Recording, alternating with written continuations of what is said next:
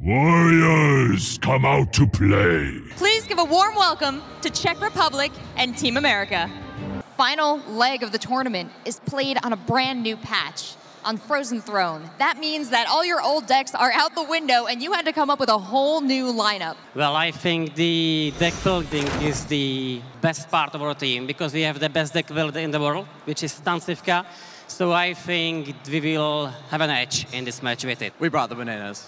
I'm glad to hear that you both brought the bananas. Now, Amnesiac, do you guys all ready? Do you got any words maybe for your opponents over here? Yeah, I just want to say good luck to the Czech Republic.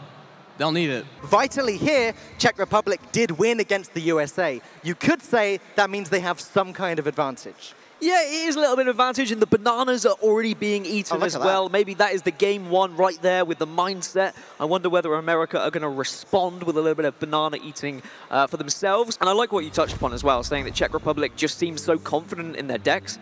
But when we spoke to Team USA, they were saying, if Czech Republic have even tried to bring something remotely different, we will punish them for it. Yeah. We are bringing the best decks, and we will finish them off nice and comfortably. You can see the players there, of course. All four of them can communicate with each other. Yep. This is a team event representing their country as we are about to dive into the first game of this second semi-final. United States versus Czech Republic. Who is going to be facing off against Ukraine in that grand final? Meanwhile, Yara is just ramped up with everything he's got. It looks like he's kind of all in banking on drawing either his second Nourish or, of course, the big guy, Ultimate Infestation, the card which could single-handedly in a couple turns swing this game into the Druids' favor.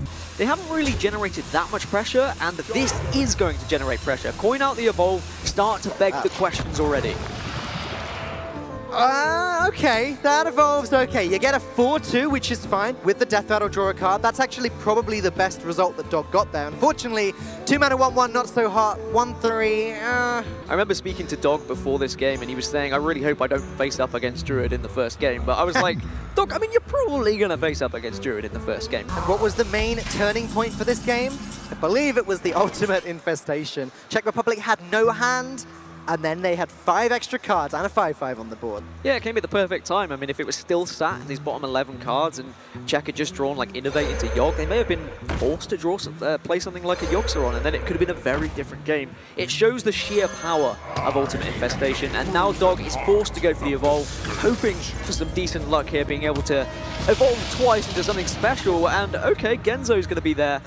That is special, but neither of these cards are actually going to be good enough. And as Dog predicted, when he looked at the lineups, when he knew there was a possibility of him facing up against Druid, he said he would be hard-pressed to take this one. So United States will concede game one. I mean, as an American-born, I guess I can get a little bit patriotic as well, and I could root for the USA, but I did kind of choose Czech Republic as my champion. There are some other surprises that Czech Republic could hit us with. Whereas Paladin, of course, has just, it's gone from strength to strength, really. Just Bone Mare being added has really helped. Unfortunately, we haven't seen the Death Knight come into it. Of course, we've tried to get the Exodia Paladin. Okay, hang on a minute. What is this? That's Pirate Warrior. We've seen J Druid, we've seen Pirate... Czech Republic, come on. Have they debated us? You know what Sottle's words? So Sottle also spoke with Czech Cloud yesterday, and apparently Czech Cloud's words were, our deck lists are groundbreaking. All right, okay, so there was probably a lot of sarcasm there. That's what I'm kind of feeling. The English are meant to do sarcasm well, Dan. I think you've been debated into thinking that there's some new groundbreaking decks, but it is just going to be the Pirate Warrior, and it is going to be going up against the Murloc Paladin. I mean, we've seen this for quite a while now, Dan. It's been months. But look at this now as well. So Czech Republic now picked up South Sea Captain. If there wasn't a Rallying Blade there, if Firebat had just played Murloc Tidecooler, maybe coined out a Hero Power, then Pokrivac's board would be completely dominating Firebat at the moment. As it happens, Czech Republic have decided they have to play Bloodsail Raider anyway, sorry, South Sea Captain anyway. They have to just put stuff on the board and force Firebat to use up his weapon on it. Well, I mean, you've got Firebat, one of the most successful American players to ever exist in Hearthstone, right? And now you've got world champion Amnesiac, who wants to be that. He wants to be the most successful United States player ever. So, and he's going to be looking for a taunt here. Yeah, he's sort of finally able to put things down. No taunt given. Divine Shield, Wind Fury, both might be tempting. I don't see any reason that Czech Republic would stop just smacking the face, though. They can put down the second Naga Corsair, buff up the buff the weapon to make it a 6-1. It now begs the question of, do Czech Republic start hitting in to this Sunkeeper Tarim? I think the answer is probably yes. They've got so many hits. They've got 4 durability in their hand in total. Either of these weapons, 1 hit to the face would end United States. Yeah, I think you start hitting the 3-7. You're not going to die anytime soon. Now, this is funny because this takes me back to Phase 2 of the Global Games when Firebat was playing as the Pirate Warrior against a Paladin, I believe, and he got the Paladin down to 1 health. He had 6 turns to try and win the game, and he didn't win the game. He actually lost that. So now Firebat on the reverse, and he's going to be trying to survive and hoping he can get some revenge here. That'd be a great hero power. Or build your own weapon?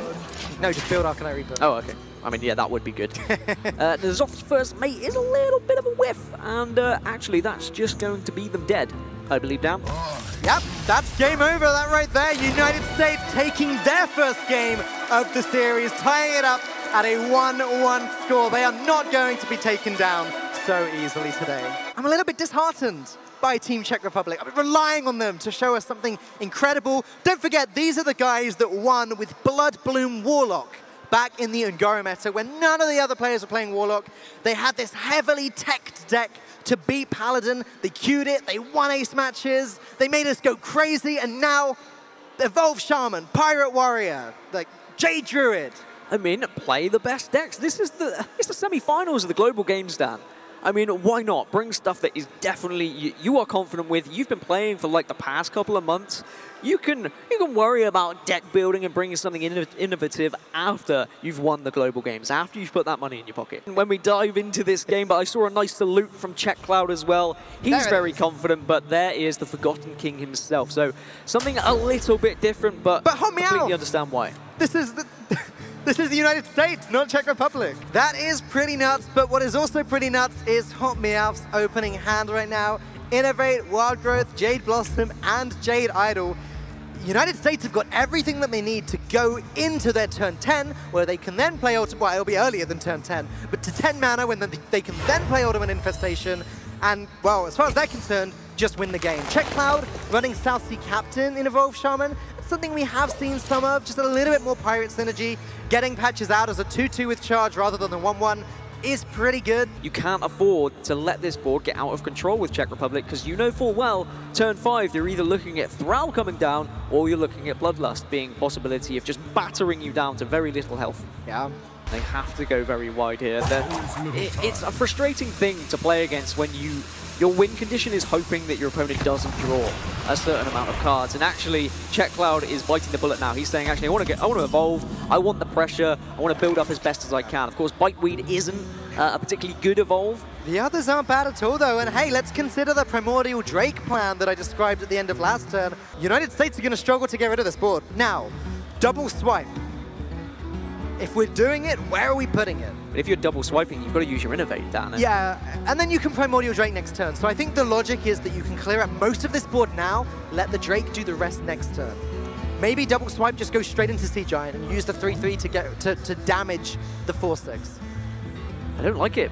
You don't like it? I don't like it, and I don't think Team USA will like it either. This is a very awkward turn. I mean, alternatively, you could swipe the Flame Tongue Totem, try and get a little rid of some damage there, but the possibility of lethal now is just available for Czech as far as Team USA are available. Yeah, it looks like he's going to go with it, because the next turn Primordial Drake does clear everything else up. So, if there's no Evolve, if there's no Thrall, one Evolve has already gone, remember? Yeah, Czech Republic here just dropping thing from below and putting the Flame Tongue Totem in the middle, just because it means it's an awkward trade here for Primordial Drake if they want to try and take this down. Of course, it isn't turn 10 yet, Dan. Oh, it's not. Yeah, they can't afford to take the 7 damage here, but Devolve is there. It's available, so that's 12 damage available as a possible. 2 Devolves as well. So if the Taunt does appear, you just play the second one. So one Devolve for a chance at lethal. Is there any taunts available? The answer is no. Bish bash bosh. Czech Cloud raises his fist, and that is going to be 2-1 advantage for Czech Republic. It looked like United States had kind of got back into control of things, but unfortunately, without that Innovate to get out Ultimate Infestation, another salute is made by Czech Cloud. We get Amnesiac. We get Stansifka. Now, when we saw them in Phase 2 battle off against each other twice, Amnesiac lost twice. He was eating the bananas, he was a little bit confident, he was a little bit arrogant, and he was punished for it. Now, of course, it was all in good spirits. They are very good friends as well, but Amnesiac wants to make a point here. Yeah, Amnesiac is, as you said earlier, he is the young savage. It is his job to win everything. It is his job to make his opponents know that he is going to win everything. Between these two decks, I mean, the differences from Frozen Throne, we saw the Conjurer that was there for the United States. That's pretty much the only addition to Secret Mage. And for Miracle Rogue, it's just that new Valera Death Knight. We haven't really seen much difference coming out of either of these classes, so it's going to be a very familiar game for both. But they are both cards that can make a large impact. Of course, Valera, an absolutely huge card that can be played late game. Usually, you don't want to play a counter spell until your opponent has played a coin. Now, it's slightly different against Rogue because they have more coins than just the coin. So you will just be looking for the tempo here, buffing both those Mana Worms up to 2/3s and getting a 4/3 on the board and just saying, well, how are you possibly going to answer this early on? Burgly Bully looks like he might carry the game for United States here. Yeah, Burgly Bully just being a real pain in United States' backside at the moment, to be honest. You're just going to have to search for more with the Swashbuckler. Another Firelands Portal comes out as he knows there is a very big swing. That'll do it. Speak of it, a Bone Mare is just going to add even more pressure to this board. Bone Mare just seems to be popping up in every single class at the moment. As soon as we saw the card, it was quite obvious that any deck that wants to control the board in any way whatsoever is going to use this. It's like Spike Rich Steve, and that card's insane in every Paladin. Buffing up the Medea's Valet to protect the Burgly Bully means if there's a Valspine Slayer, Sansifa's going to have to use that on the 6/7, not on the Burgly Bully. This is going to be almost impossible for the Czech Republic to deal with. I mean, we spoke about how Firelands Portals are such amazing cards, but getting two of them has actually been detrimental to Czech Republic because they've not been able to do anything with it. They need a taunt here from the random summon minion. That's the only way they survive. Yep. And of course, the discussion is coming out saying, well, what could we get? What sort of taunt minions are going to be available? Is there a possibility of surviving? Unfortunately, that is not a taunt minion. And it does mean that the United States will be able to take game number 4 and tie this one up 2-2. Amnesiac finally gets his revenge onto Stansifka. And quite comfortably as well. Again, it's not a hard matchup for the Mage particularly. Rogue really struggles through its lack of healing in that matchup. Popular Priest decks, I think easy big, easy Priest is potentially the way we could be going here. It's a risk bringing it to a tournament, but it's one of these risks that may be worth it because it is a deck that is so blooming strong. Yeah. When you are able to get Barnes out on turn 4, you can just outright win there. The dream is coin Barnes and then Eternal Servitude on turn 4, right? Like, then you got a 4-mana 4/8 with Taunt and Lifesteal. There was the option to play Dread Corsair and Bloodsail Cultist this turn, but instead, gonna go with Naga Corsair and the Dread Corsair. The builds up a slightly bigger board, which means that United States are gonna be able to start punishing Czech Republic immediately. But look at that. Yeah, no thought process, straight into Barnes. Do they get Yasharaj? That would be the optimal. Yes, they do. That's big. That's what they needed. And now they could draw something huge out of their deck. It's an Obsidian statue, an absolute nightmare for the United States. Not only do they have to push that 8 damage, but of course it will kill another minion if they had played it. And now they're just going to be worried, do Czech Republic have the possibility to re-summon this? Again, I just want to point out, if it's the list that I've been referring to throughout this game so far, there are only 4 other minions in the deck as well as Barnes. Just Yasharaj, 2 Obsidian statues, and the Lich King. It was a 1 in 4 to get Yasharaj. That's not even unlikely. I don't see any bad plays this turn for Czech Republic. That's the thing. Like, sure, clear the board. Yes. I said earlier, this deck's win condition is do nothing until you have to do something. Build your own Arcanite Reaper, Dad. You said you needed one. Well, we got there. We got there in the end. It's actually better than an Arcanite Reaper. A 5/3, they can start pushing the damage, but Czech Republic are just, they're cruising at the moment. Yeah, Fireback can clear up the Lich King, no problem. But then what? Fireback concedes. Czech Republic 3-2 with easy big Priest. Easy. Easy big, easy Priest. It was easy as well. It was pretty easy for them, but that's what Barnes will do nice and early in the game. Well, I heard a lot of talk from Amnesiac out the back saying, when Ukraine won and they walked past him, he said, oh, we'll see you tomorrow. And it's like, okay, well, suddenly this is looking a little bit different as we move into Game 6. What a feeling it must be to be on stage in front of hundreds, thousands of people and being able to draw the absolute nuts. being able to say, yep, we've drawn the perfect cards to start with. We're feeling confident. We have a chance here to move on to the grand finals. The only worry for Czech Republic is they have no idea what they're facing off, of course. And this is the thing, though. You can't expect anything because another region has been playing it. Because we have the cross regions in Hearthstone, the metas are slightly different when you go from server to server. I mean, you can go on Europe, it's very hard. Then you go on North America, and it's very easy. That's how it works, right? Don't tell the American team I said that, please.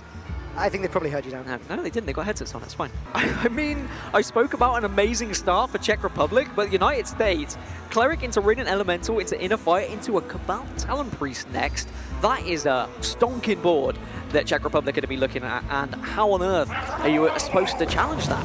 I mean, what's better than an amazing start, Dan? An amazing start that counters your opponent's amazing start. That's what's better. Rallying Blade might be tempting. Priests don't have any weapons. Yeah. You're going to take that just as a means of continuing to aggressively control this board and maybe even push some of the damage into the face. And now this is where the Rallying Blade's going to come in handy, Dan. And it's just such control, and I'm wondering how Czech Republic are going to get back into this one, because Spike Rich Steed isn't going to be able to play. I'm surprised to see United States making that trade, but it just doesn't matter. Czech Republic going to use the concede right there. United States takes their third win. We are going all the way to the ace match today in the second semi-final of the Hearthstone Global Games.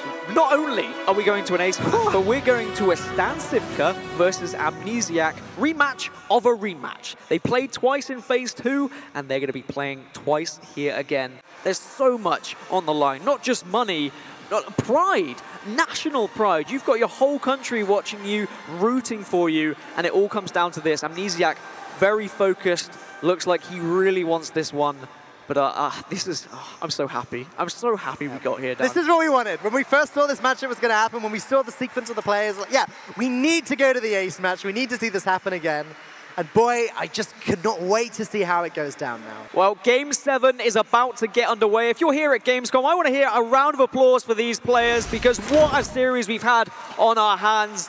And one of these teams is going to be heading into the grand finals. Is it going to be United States? Is it going to be Czech Republic? Let's find out right about now, Dan. So I don't mind keeping the questing like this. I don't know if Backstab beats any other card. I don't think so. One thing I've learned throughout the global games is to never question a play by a player whose name ends with C. Now, you've questioned it a few times, George C, the UK Savage. Backstab would have stopped that play, by the way. It would have, yeah. I'm just struggling to call it Freeze Mage is the thing. Yeah, like, there's a Frostbolt. Does that help? That's pretty cold. It's pretty chilly. But with the Mana Worms in there, I mean, I just want to call it like the Discover Mage as well. It's one of the hybrids, right? Like we saw a lot of this type of deck towards the end of Ngoro, where people were just making Mage, like Control-y, Freezy, Combo-y, Gunther-y, Discovery Mage, where they all mixed up and became one deck. Now we test for Mirror Entity, you drop the Razor Petal Lasher, then you could maybe just drop Edwin. Maybe you backstab one of your own minions if you want to make it bigger. I don't think so, though. I think 6/6 is probably fine here. Oh! Wow, I think he's going all in with this Edwin here. Gonna prep out the Razor Petal. Then you could backstab your own SI7 agent if you wanted to. That's too much. The Brotherhood shall the only downside to this play is that you kind of lose your potential for Gadget's Own Auctioneer the turn after. That's why he saved one backstab, right? He saved it as I can at least draw something with my Auctioneer, but one backstab is not going to deal with Frost Nova and 2 Doomsayers. It's not. Babbling Brook can search for more, but you are committing more to the board, and I think you do have to search for it. Yep. You've got an idea now of what you're playing against. No. Mana Bind is not going to be at all helpful currently. It may give you a nice bit of damage a little bit later. It might give you something to help out in this matchup, but you're going to be waving goodbye to that 10-10 Edwin that you've just put on the board. Oh! Well, now we're going to see everything drawn from the deck from the United States. And I love what Czech Republic did there as well, by the way. They put that Arcane Giant down to just 1 health in case the Doomsayer is removed. And yeah, now Amnesiac does have the damage to get rid of Doomslayer as well. He was 1 off even without the Eviscerate. There's 2 Eviscerates! You predicted this, Dan. It's like you foresaw it. It's like I know what's in the deck. Valera is going to come down later, maybe. Oh, hang on. Wow, okay. That was a quick snap pick. Okay. You know Ice Block is a definite decision, but you saw a Death Knight, you got excited. I just had a slight panic attack. We're fine. It's always tempting when you see another Death Knight from an opposing class because you want to just change your character mid-game, but not in a game in as important as this. Not when you're trying to get to the grand final of the global games, and an Ice Block is just so impactful in this matchup. Prince Valinor, there are no 4-drops in this deck, huh? Huh. No Sherazin. Well, that's the first Prince we've seen this tournament. Of course, one of the newer cards since the Frozen Throne was released, and it is a good way of gaining some health back, of course, if you are facing off against some sort of aggro deck. I've talked multiple times this series about the fact that Rogue has no healing apart from the 5 armor that Valera gets, but hey, that's healing. Usually. No Sherazin? Yeah. No Sherazin in this deck. That's sad. I love that happy little guy. Is he happy? I think he's happy. He looks very angry. I wouldn't go anywhere near him. I think he has a huge smile. Golden animation's beautiful. I don't know. You concern me sometimes. Rogue actually has a lot less cards left in the deck. Now, this is why I said I was reluctant to call this a Freeze Mage from Czech Republic. This is obviously the Discover variant. Now, Freeze has that wombo combo of Alexstrasza into damage, damage, damage. Sure. Whereas the Discover Mage works a little bit differently. It chips away at you and then it finishes you off with the likes of Medivh building a board. Of course, there are still Fireballs, there are still Frostbolts that are available, Firelance Portals as well. But they've not been able to put themselves in a position where they freeze into a lethal on turn 10. I don't think it matters too much. The Mage is just in such a solid position still. 13 cards left in the deck. Rogue down to 5. Gadgets and Auctioneer pretty much unplayable at this point. Getting that Eviscerate, getting 2 Eviscerates and being able to push the damage, you need to try and out Ice Block your opponent and have the damage to pop it as well. But that's going to be very difficult to do, especially when there's so much damage that's currently on the board for Czech Republic, and that's why Amnesiac is doing his best just to remove it, trying to contest this board so he can push as much damage with his own minions. Questing adventure number 2. I'm almost out of cards. I think we're starting to see the end here, Dan. I think we could call this Freeze Rogue. And Stancifka, as I said, is just building up the board now, piling on the pressure, and the sweat should start dripping from the United States' heads at this point. Yeah, this is so easy. Use a ping now, save the Fireball for next turn.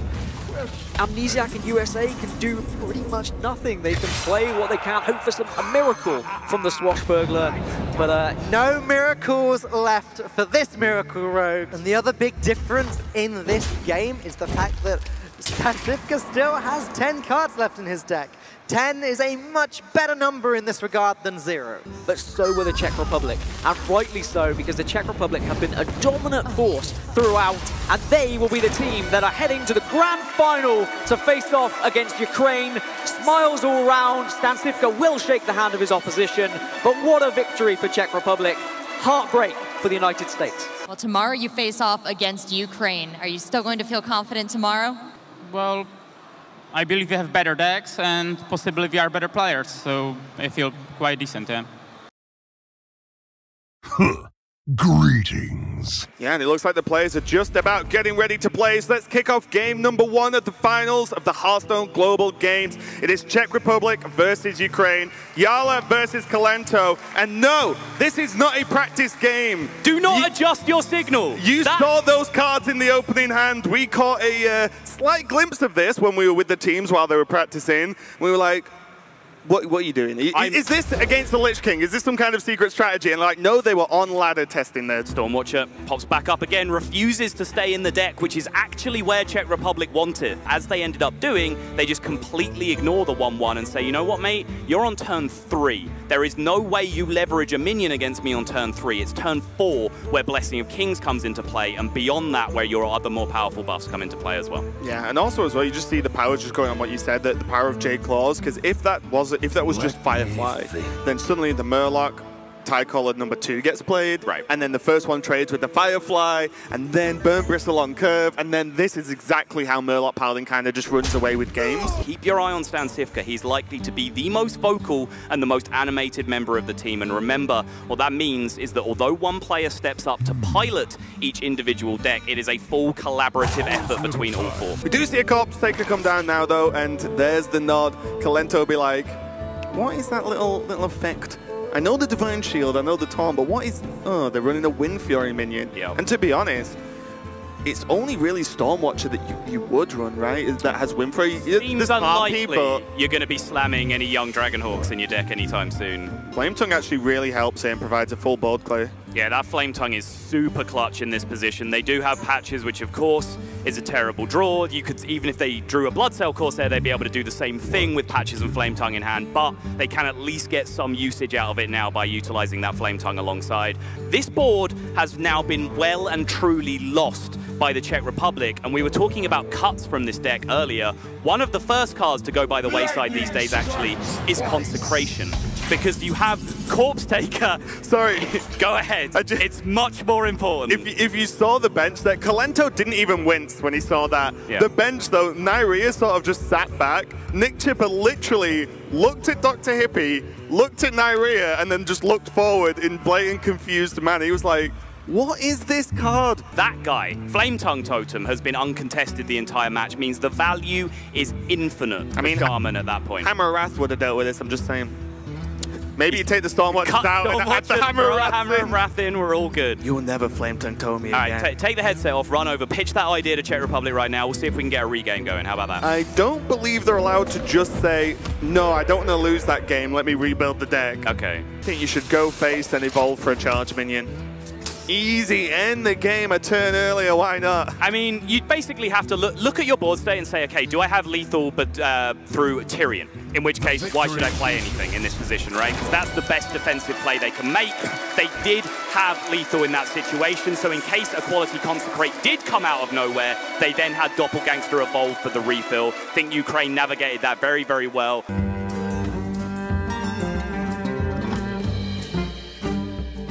And in case you didn't catch it yesterday, the Warrior deck was revealed by the Czech Republic, and it's more, as you can see, incredible innovation from Team Czech Republic. They are bringing out the rarely seen Pirate Warrior. Yeah, and look at this opening hand from Team Ukraine, though. One, they're on the coin. Two Doomsayers. And they still have stuff after that. Arcanologist to guarantee a secret, Primordial Glyph just to be able to have a flex pick, basically, of spells to deal with any early aggression. Then you look at Pekrovak's hand, double Arcanite Reaper, Dread Corsair, and the other Corsair, the Naga one, is Corsair. And these are the games where Pirate Warrior doesn't, or potentially might not get a lot done. And Doomsayer just shuts that down so hard. Already there's 3 damage on the board here for Czech Republic. And there needs to be, what, exactly Heroic Strike? Yep. So they're going to ping it. Great. You're playing this turn when I'm hitting you in the face repeatedly and you're spending half of your available mana to draw a card. Like, awesome. I will take that as the Pirate Warrior. So, again, we mentioned Czech Republic didn't have the best opening hand, but their draws since then have been very, very strong and are keeping them in this game. And I said it, no need to panic, right? Like, the draws that can pull that hand together, they got several of them in a row. Fiery War Axe to start with, then the Bloodspell Cultist was huge as well, just to curve out this turn perfectly. It's amazing how quickly a bad hand can come together for Pirate Warrior, because their game plan is so linear and their cards are so well congested in terms of doing one thing very, very well. Yeah. Your percentage of bad draws for more than 2 turns or so is almost non-existent. That deckhand is mind-blowingly good right now. To clear the Doomsday with the Naga? Yeah.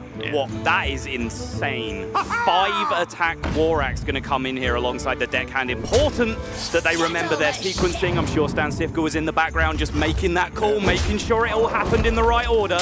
And now Nyria. Where are your manners? Mouthful of banana and he's still calling the shots. Did your mother never teach you not to talk with your mouth full, Stan? Not when he's calling the shots for Hearthstone. Fair enough. It's allowed. The stakes are that high, I suppose. We'll let him off. Well, you don't see behind the desk. He's just stacks and stacks of bananas. Yep. He's there, just reaches under. We don't have anything like that. It's a shame. Glyph was a card that was heavily complained about early on, but it's a self-regulating card in terms of balance, because those huge high rolls that you're looking for get less likely as more cards join the expansion. Mirror Image and pinging off the 2-1, though, means that 2 sources of damage have to go into the 0-2s, and only, as far as Ukraine can see right now, only the highest source of damage that Arcanite Reaper can connect with their face. But the Mortal Strike pickup is going to end the game. Czech Republic square it up after, honestly, the most abysmal opening hand with Pirate Warrior possible, but that Fiery War Axe came out and pulled it all together beautifully. One, I think he's quite modest. I think Czech Cloud's actually very good. I agree. And also, when you're the weakest on a team of superstars, you're still pretty good, you know, by default, never mind knowing how good he is. Do we have to call Nick Chipper the weakest player on Team Ukraine? We probably do, but look at the other 3. You combine that with Raza, which is why we see it kept. Auto keep in every match. Yeah, you combine that with Raza's ability to make a hero power cost 0, and people have called this Machine Gun Priest before. You can do absurd amount of damage with some cheap cards, some cheap spells, for example, in this list, once you've got Raza and Shadow Reaper Anduin going. There is, of course, that wonderful life coach quote that I can never get out of my head, where he said, well, you know, if you make the best play in 75 seconds, that's the best you can do. If you make the same best play in 10 seconds, it's not like they're going to give you an A for it. That's amazing. It is pretty good. If this is a Jade Lightning trade, well, there goes the South Sea Captain, right? And suddenly the Jade, the Totem, a Shadow Word Horrible. Shadow Word Horrible. Shadow Word Horrible. Horrible. Yes. Sea Giant plays nice with some of these tech decisions that we've seen as the Shadow Word Horror that was almost inevitable that turn does come down. Kazakus is a great card against this kind of deck as well. How often have we seen Kazakus played in the hopes of that 4 damage AoE effect? It feels like roughly 73,212 times. In the expansion where Kazakus and Reno were together, oh, there were some tilting games, Raven. He's going the other way around, though. He's just going to jam the Shadow Reaper right now and use that as an initial board clear, and now queue up all of these removal spells on the following turn to answer the board the other way around. Develop normally, maybe trying to build up for a Bloodlust, maybe trying to, you know, see what else is in Team Ukraine's hand at the moment. Oh. Okay, yeah, they're going all in. Okay. I mean, you can't fault them, right, for thinking this board will stick around even through the hero power. It just so happens that the combination of removal spells and the hero power from Ukraine here is going to answer this board state so perfectly. And even then, the trade happens for you instead of you doing the trade, right? Yeah. You literally net 5 damage. Okay. Well. There's little time. But this game is well and truly over. This is 1 turn. This is only 1 turn. Are you keeping track? Did he miss any, by the way? No. Okay. Nick Chipper doesn't miss damage, especially when it's to face. And he does end this game in an aggressive manner. He likes the way he likes to play anyway. Even just one casual one to the Doomsayer. Wants to keep the chain going. He's already left the seat, though. And Team Ukraine are going to go up 2-1 versus Team Czech Republic. He finished that game with the power of his mind. Not only is Nick Chipper a Smork master, he is also provably telekinetic. Let's get into game number 4. Stan Stifk on his Warlock. We can already tell you right now that is the only 4-drop you are going to see in the whole deck, whereas Doc Tippy is on this Murloc Paladin. Bone Mare being quite the scary minion late game.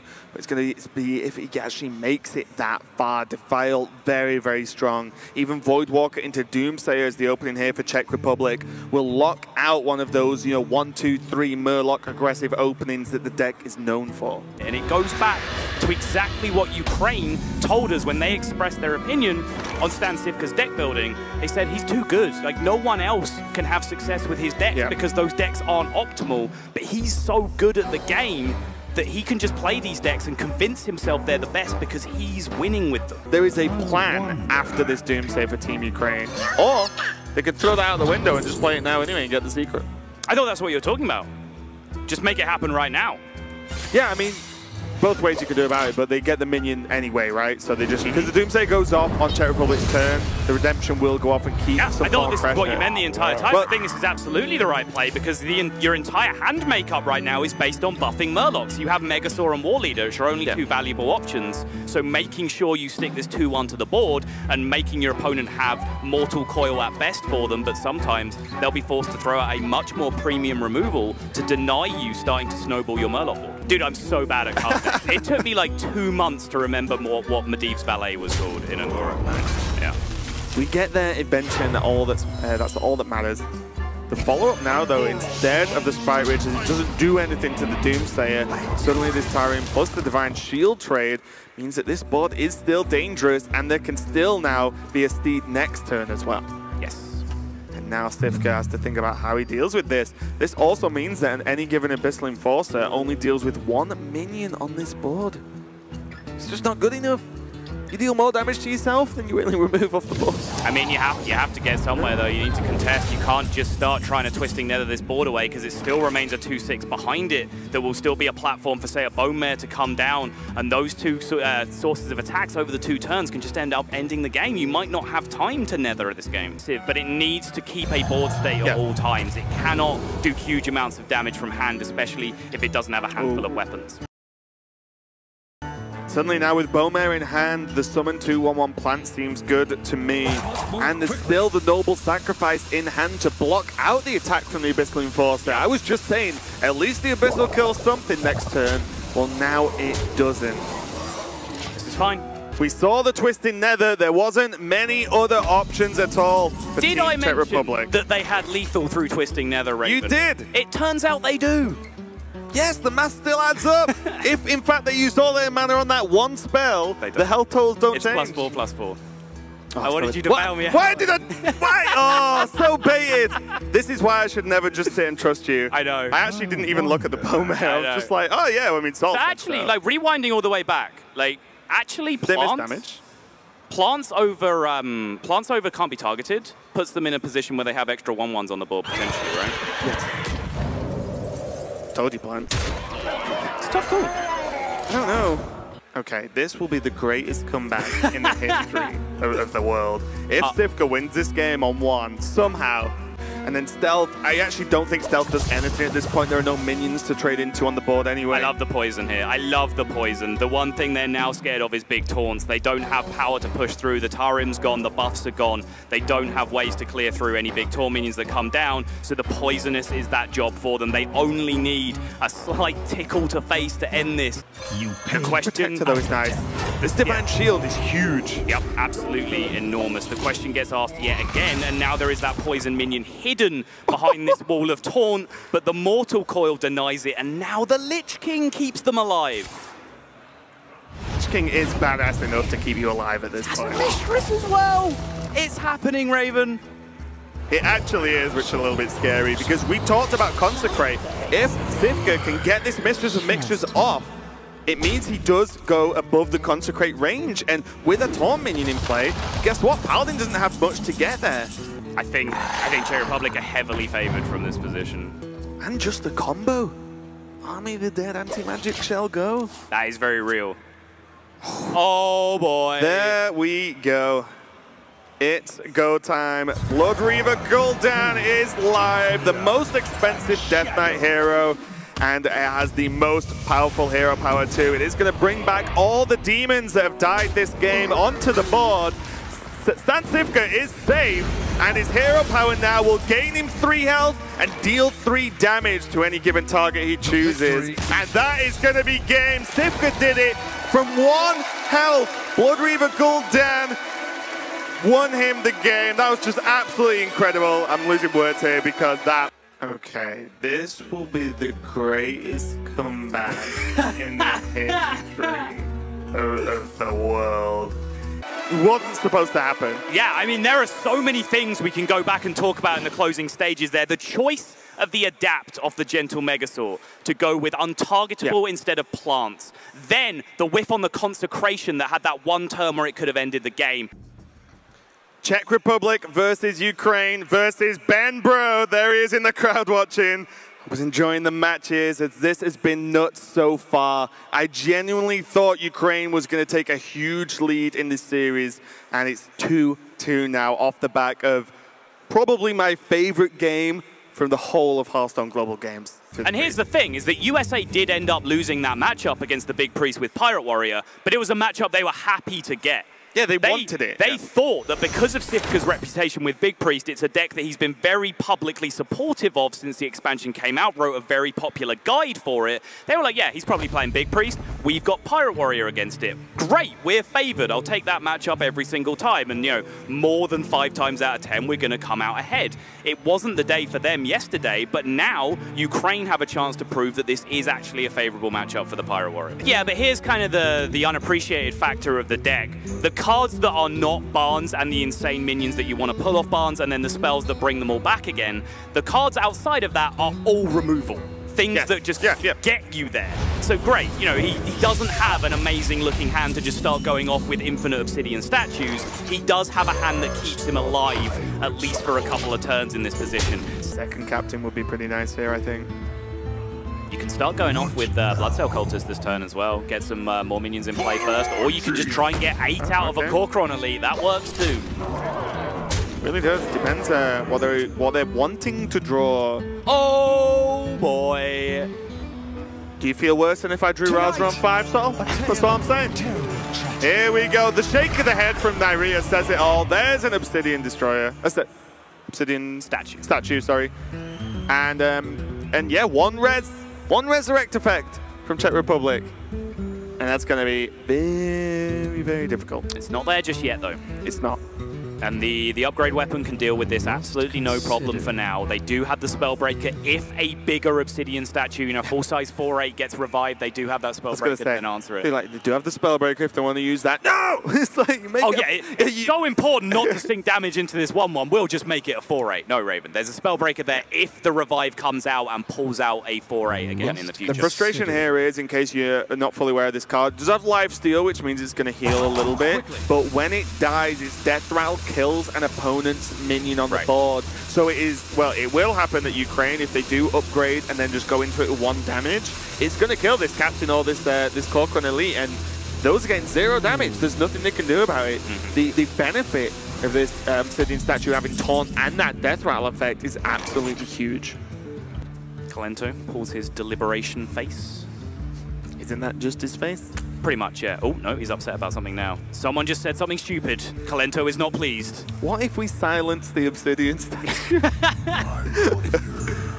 Nitchipper just wants to silence the taunt and hit them in the face again, which I'm with, I appreciate. But he starts the 1/1 that turns into a 4/9. That's a little bit scary.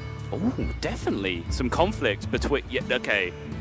This is not looking pretty. A little bit of back and forth, I think, between Kalento and Nick Chipper in the background, and that would seem to be a gesture from Nyria. Like, guys, stop arguing. Just give me a play. Also looked like Nyria was holding Kalento's head in his hand, the way he had it out. Like, there you go. Like a goblet. Yeah. It's like he just got him on his shoulder. It's like, come on, Kalento.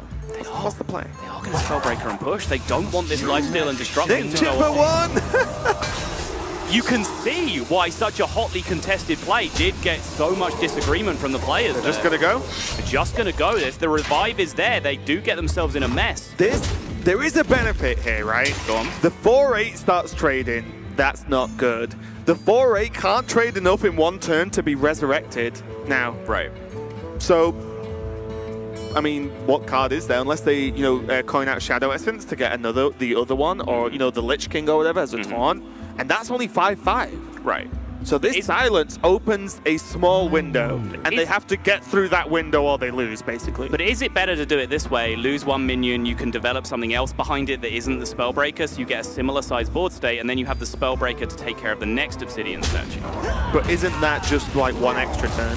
Very possibly, yeah. And you also then get yourself into a world where, like, multiple turns down the road, they can start reviving it because there is the Obsidian statue in the pool. Exactly. So the Shadow Essence it can still potentially get 1 Obsidian because the other one that was on the board was from Barnes. So there's still 1 in the deck. This Yasharaj may draw the 1 from the deck as well. Or Lich King. Those are the 2 options, I believe, in this position. Yep.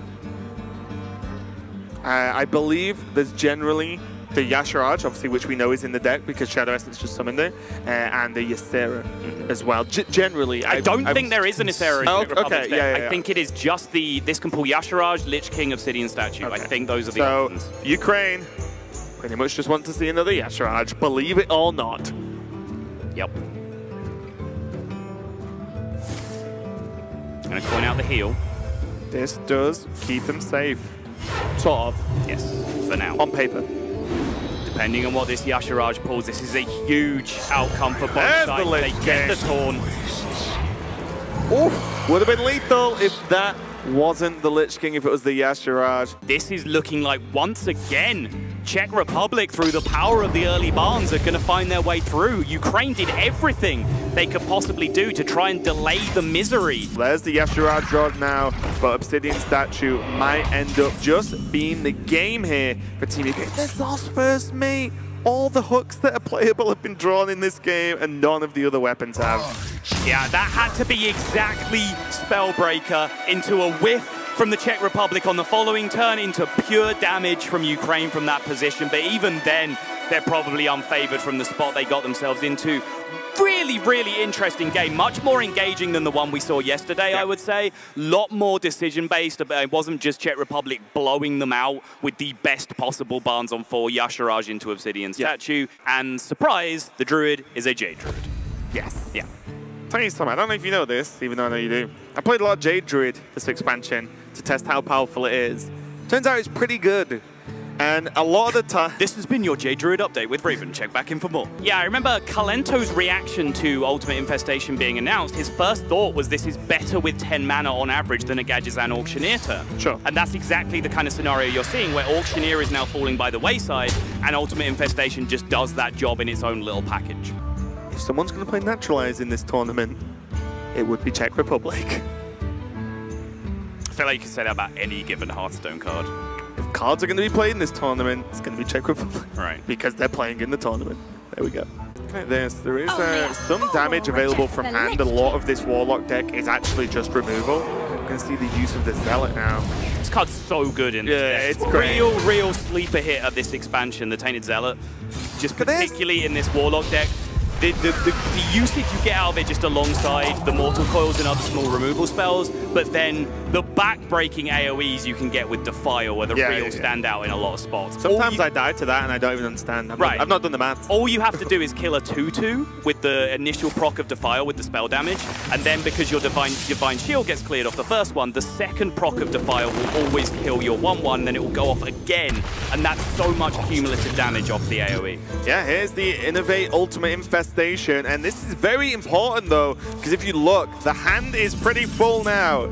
It's done its job, but this Twilight Drake is still alive and contesting with the help of the Zealot, the Ghoul, so the board isn't going to be overrun yet. And yes, I did see the big wind-up point to the screen, Sol. That is a Yogg Saron in the hand for Yala, and just when you thought it was safe to come out from under the blankets, there's a Yogg. Yeah, this card can throw pretty much anything out the window and just out the window. Just out the window. Yeah. Just throw it out the window. Yeah. That's pretty much what Yogg does. You don't have that anymore. You can't have that.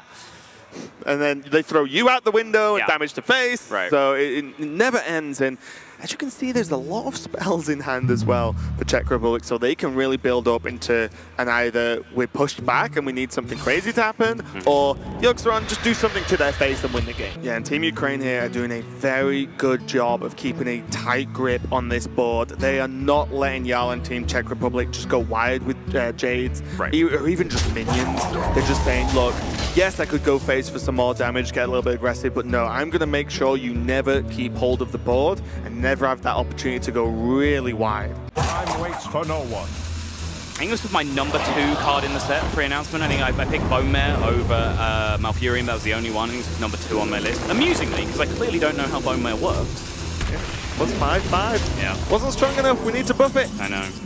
Dreadlord number 2, the demons are really filling out, but there is one crucial card that Ukraine are missing, and they really are on a timer here. They have to find their way through their deck to that Blood Reaver Gul'dan, because they have to make the push. They can't sit around and start trying to clear this board forever, because we know that Jade Druid has those infinite engines available to them. But this was just such a powerful looking Siphon Soul. You know, anything that comes anywhere near the effect of like a Firelands portal with Atiesh equipped is something that you need to go for. The fact it was high main, I mean, this has always been a problem card for Druid. Absolutely.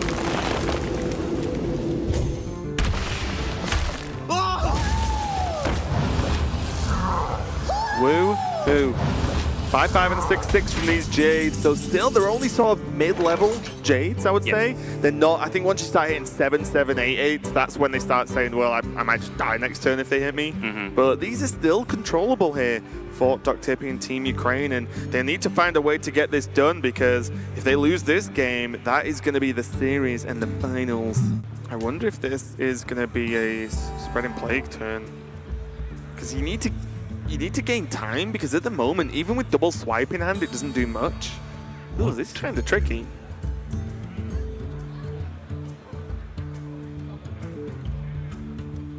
Malfurion could be pretty safe.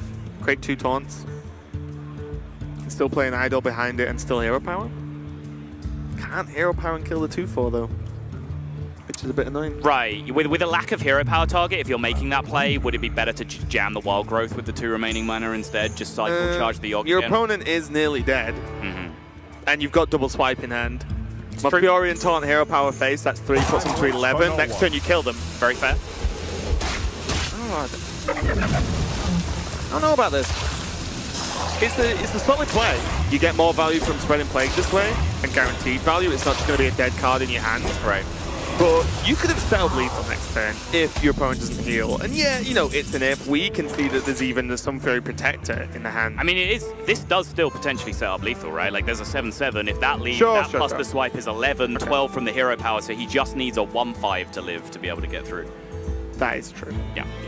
Still set up for pretty much the same play. Going to use Ultimate Infestation instead. Yeah, I like and get through this to actually get the swing through. The reason I was just about to suggest this is it's just a perfect lineup, right? Like, any turn after this, he's pushing himself into fatigue with the Ultimate Infestation. He had 5 cards left in hand. He was drawing his remaining 5 from the deck. It just lines up so perfectly. Yeah, I'm just going to start this Defile, though. Defile is going to make the plays here. It'll leave the Ghoul hanging around on 1, so they're just going to fire out the second Defile, drop the Drake behind it, which means they have complete information as to what they're playing around right now. They know every card that's remaining. Remember, when we spoke to Ukraine, they said Dr. Hippie and Nick Chipper, their primary role is to track the cards, both Ukraine's and their opponents. So if they're doing their job properly, they should know every single card they need to play around now. Yeah. There is one more turn for Dr. Hippie and Team Ukraine here. There is Twisting Nether available. No matter how big this board gets, it will be wiped next turn. As you can see, it's getting pretty big when you can shuffle Jades, play Jades, and nourish them at the same time. This is kind of huge, but there is the Twisting Nether, and there is Blood Reaver Gul'dan. Are they going to get bit of revenge for the last game here? We're going to find out. There's an 11-11. If you didn't know how Jade works, there's a 12-12. Excuse me as well, I forgot as well that they had to be accounting for the Jade Blossom, so they knew that 11s, 12s, 13s, and 14s were going to come down this turn again if they had tracked the deck 100%. Well, Reaver Gul'dan gains you 5 armor, puts you to 13, gain another 4 from the Mistress of Mixtures, but now even with double Voidwalker, not going to be enough. I think that might be it. Unless there's some crazy cards we've not seen. Gluttonous Ooze isn't going to get them there. And are we about to see Czech Republic win this finals off the back of Jade Druid? Dr. Hippie leans back. The look of resignation has appeared on his face. Ukraine just begging someone sees a line, but I don't think it's there, Raven. We are going to get the answer. It is a full suite of demons that comes back here, but the 2/1/3s are not going to be enough. They give it up, and Czech Republic, perhaps even the underdogs in this Final Four, have used the creative deck building and the captaincy of Stan Sivka to push them through. They are your Hearthstone Global Games champions. Yeah, extremely solid play from this team.